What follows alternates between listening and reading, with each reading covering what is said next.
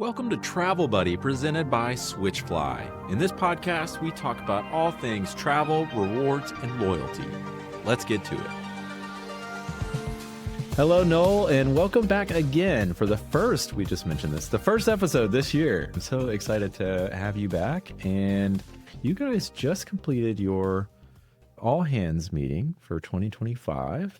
Everybody was in Denver having a great time partying, and you're ready for 2025. So I would love to hear, what did you guys talk about? What were the highlights? Where are you pointing your ship, as it were, for the next year? For the next year. Thanks, Brandon. Good to see you. That's interesting that it's already February when we're recording this, because it seems like, it feels like it's November already this year. Seriously. The interesting thing is that when probably over a year ago, 2 years ago, there's a great book called Playing to Win, and it's a strategy book. And I use that consistently to help shape both the strategy for kind of 12 to 18 to 24 months, as well as OKRs, subjective and key results that you're mapping every quarter to help drive that forward. So a lot of our focus as a company, since we've added this capability to be a merchant of record for people, has really been around three channels for the company, right? Your air suppliers, right? So if you think of an airline, we've closed a couple of new customers in Q4 that are ones already launched, other ones in process. And those are our dynamic air packaging solutions. So if you go to an air carrier and they say, here's a flight plus a hotel, plus car rental, plus other stuff, all of that is what's known as dynamic air packaging. So we talked a little bit about that. The other piece is, Switchfly is really a loyalty e-commerce travel engine, right? And services that market very well.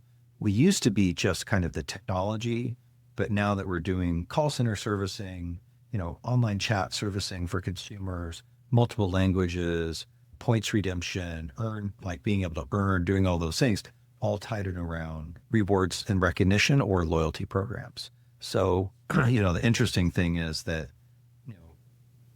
so I would say last year, we started this journey in the HR tech space about 2 years ago, really.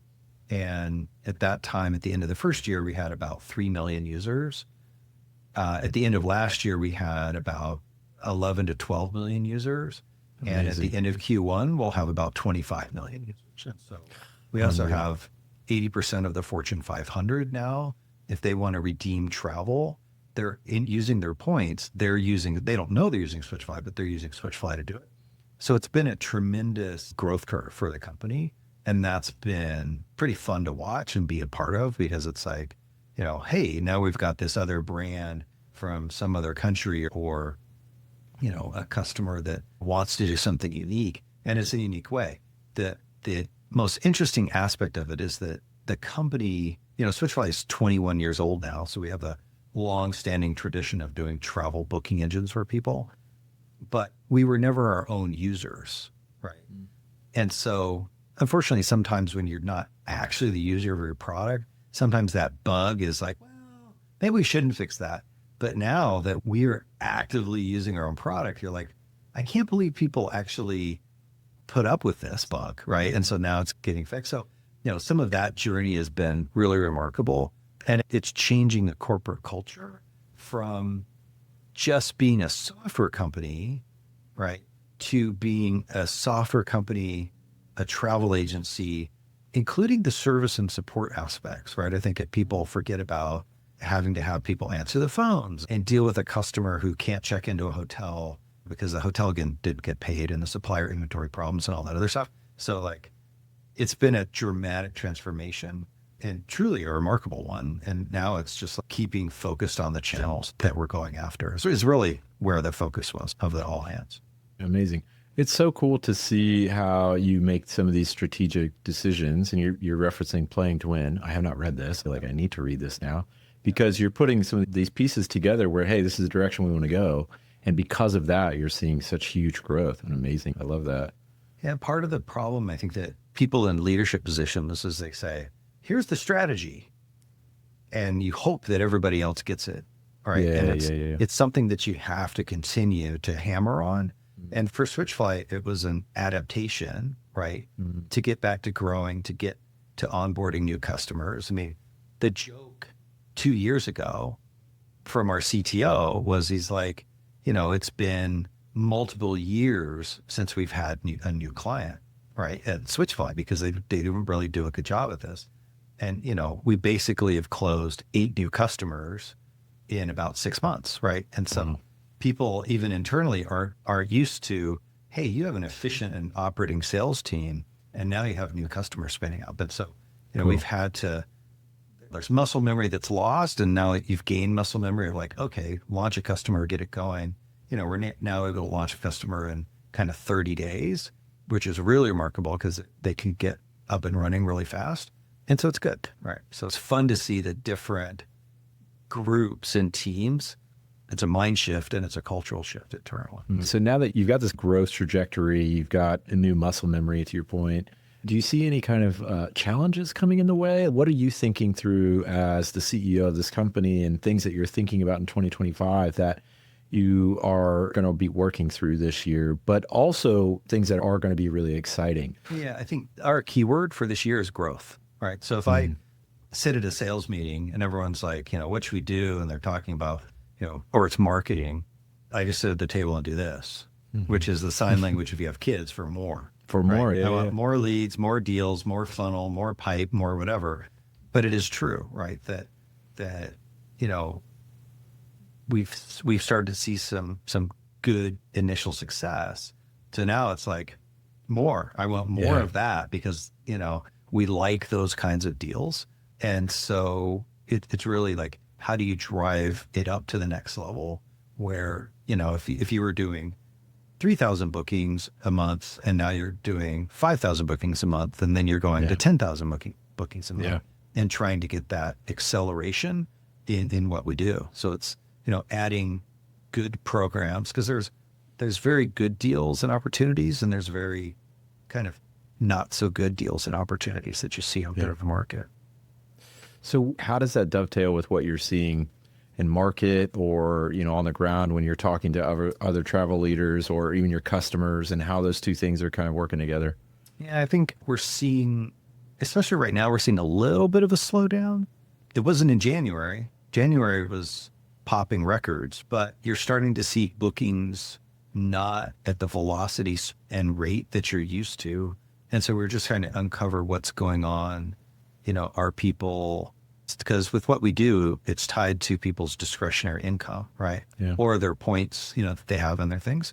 And so trying to see if companies aren't reimbursing for points. I think they are, but what the redemption process is looking like. I mean, it's halfway through February. February is always a slow month anyway. Everyone has this, paranoia that all the stuff going on out in the world out there geopolitically has an impact, right? Where it's like, whoa, are people selectively not doing stuff yet?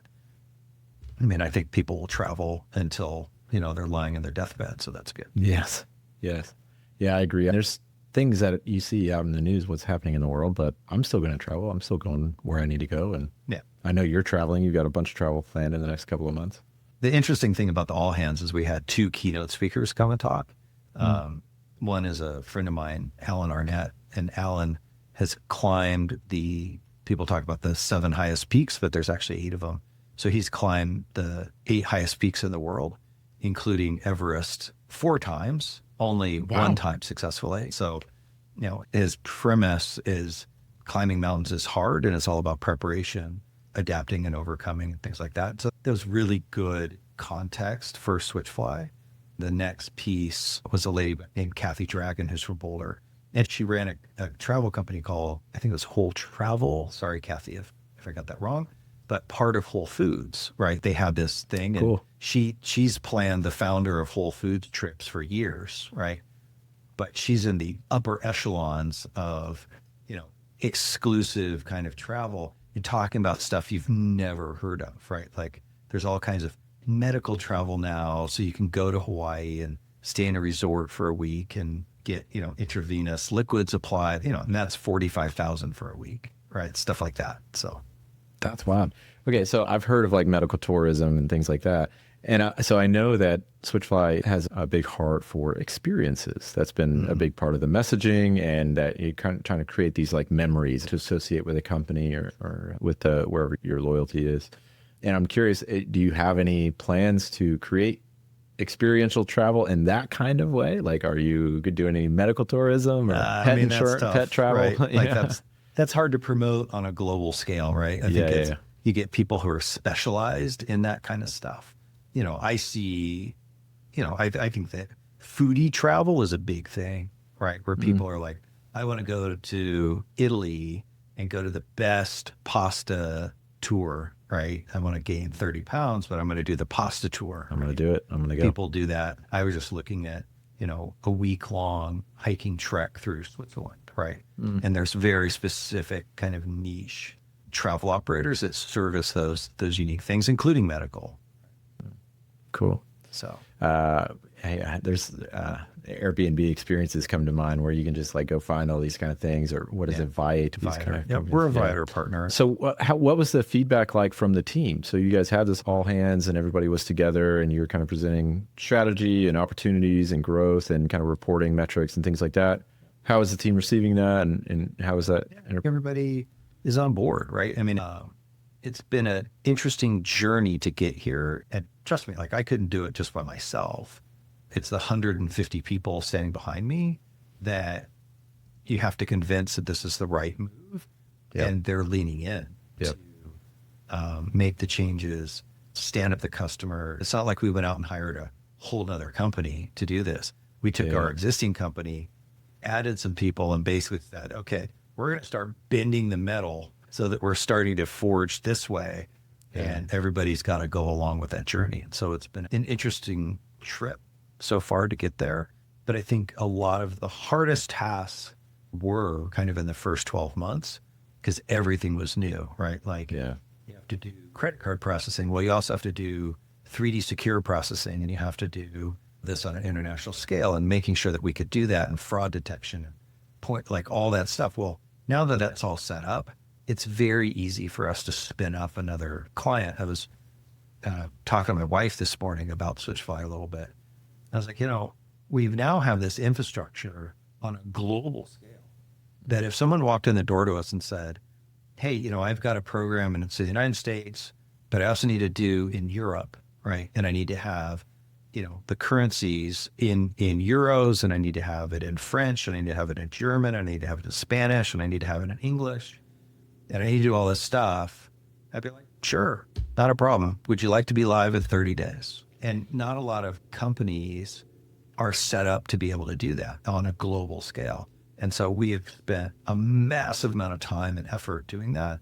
But, we can do that electronically as a dynamic booking engine for almost anybody, including the real big programs. So cool.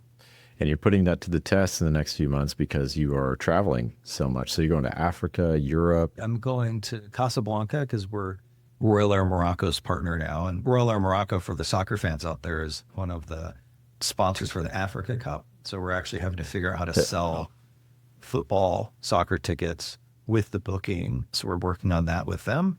It's so cool. And then ITB, which is a travel trade show in Berlin in 2 weeks. So we'll be in Berlin. Then I've got to go to Honolulu. And then I'll end up going back to Germany to go hiking probably in Austria in May and June, just to have some fun. That's amazing. Quite the schedule. Impressive. Okay, last question for you. What is something that you want to leave with the listeners or with your team even? What is the big takeaway that you're really hoping for 2025? If this came true, or, this is the big thing. You talked about growth is kind of the big theme, but what's the takeaway message on this?